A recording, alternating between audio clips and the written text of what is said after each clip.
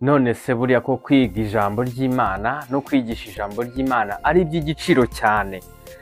Hari inkomyi z'ikintu icyo ari cyo cyose cyatuma umuntu atiga ijambo ry'Imana cyangwa ngo yigishe ijambo ry'Imana? Dufashe udusubize kuri kino kibazo.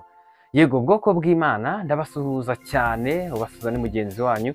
Ubwoko bw'Imana Sibomana Anastase, ni kuri Rera TV 1 duhurira buri munsi twiga Bibiliya, twiga ijambo ry'Imana, tureba icy'ingenzi dukwiriye kubahiriza twebwe ubwacu ndetse n'abagenzi bacu ndetse n'abazadukomokaho.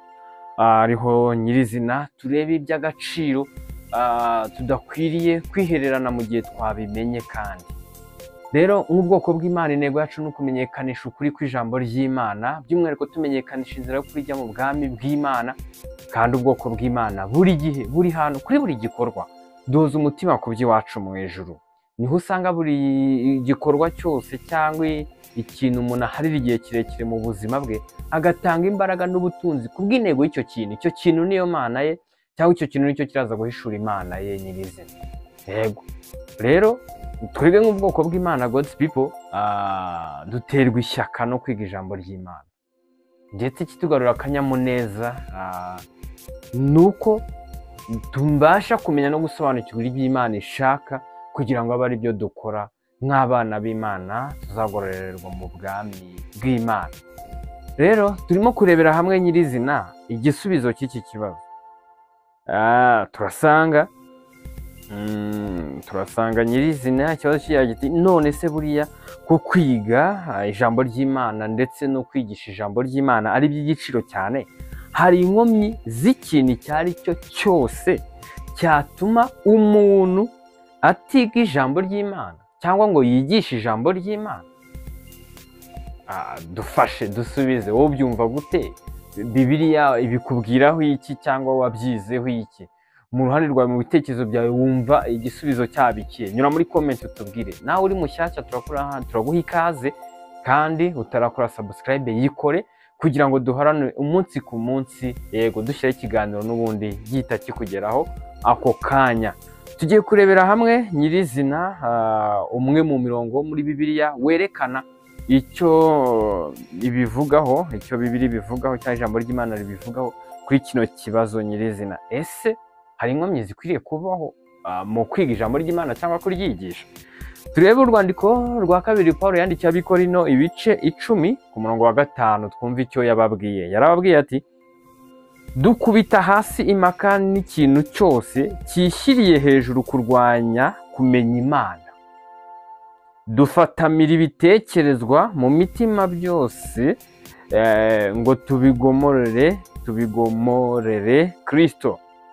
Yego, Pawulo icyo yabivuzeho ni iki? Agaragaza yuko ngo dukubita hasi impaka n'ikintu cyose cyishyiriye hejuru kurwanya kumenya Imana. Harimo kugaragazwa yuko nyirizina twe nk'ubwoko bw'Imana, ndetse buriya nuko aba ari ngombwa kugira ngo tunabiganireho nabyo, ariko nyirizina ku bwoko bw'Imana nta nkomyi n'imwe ibaho, nta gisitaza na kimwe kibaho gishobora kubuza ubwoko bw'Imana, God's people, kwiga ijambo ry'Imana. Ndetse nta nkomyi, nta n'igisitaza, n'impamvu iza kugaragara yatuma ubwoko bw'Imana tutigisha ijambo ry'Imana. Bibiliya irabigaragaza cyane, si no kuba nyirizina ariko turimo kubisoma gutya no kubyiga.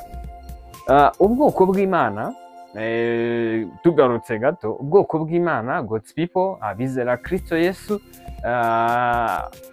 abakiranutsi, abana b'Imana, bene Imana, ababyawe n'Imana, bavutse ubwa kabiri, ntibishoboka yuko bashobora kuyoborwa na kamere y'umubiri, kamere muntu. Ntibishoboka, kuko tukimara kuba ubwoko bw'Imana tubiheshejwe no kwizera Yesu Kristo nk'umucunguzi wacu, uwo mwanya, icyo gihe duhita dutangira kuyoborwa n'umwuka w'Imana, dutangira kuyoborwa n'imbaraga z'Imana.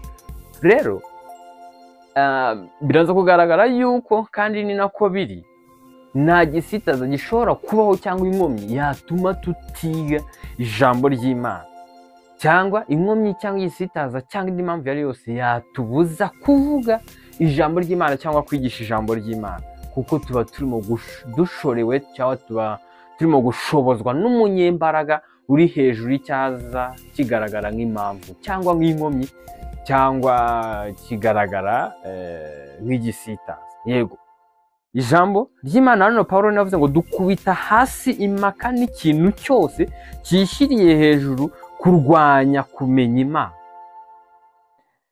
Dufatamira ibitekerezwa mu mitima byose ngo tubigomorere Kristo.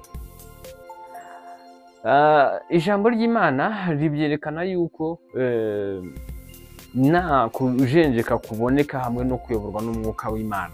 Iyo kuyoborwa n'umwuka w'Imana ugendera umurongo ku murongo na hirya no hino, na kuvuga ngo ese mbikore cyangwa simbikore, ngo birashoboka cyangwa ntibishoboka. Iyo hariho kuyoborwa n'umwuka w'Imana, icy'ingenzi kandi gikwiriye gihari nicyo gigomba gukorwa, nta kunyura ku ruhande ngo urebye mbese oya. Nicyo umwuka w'Imana, imbaraga z'Imana zigushoboza, nicyo icyo gihe ugomba guhita ukora. Uhura n'umuntu urimo kuganira ukumva ibyo muganiriye hari aho ukwiriye kumugira inama cyangwa hari aho ukwiriye kumuyobora ukurikije icyo ijambo ry'Imana ribivugaho, ntabwo ushobora guhusha, urabimumenyesha, urabimubwira kugira ngo ave mu murongo w'icyo yibeshyagamo, kuko we wamenye uko kuri ugomba kukumumenyesha nawe.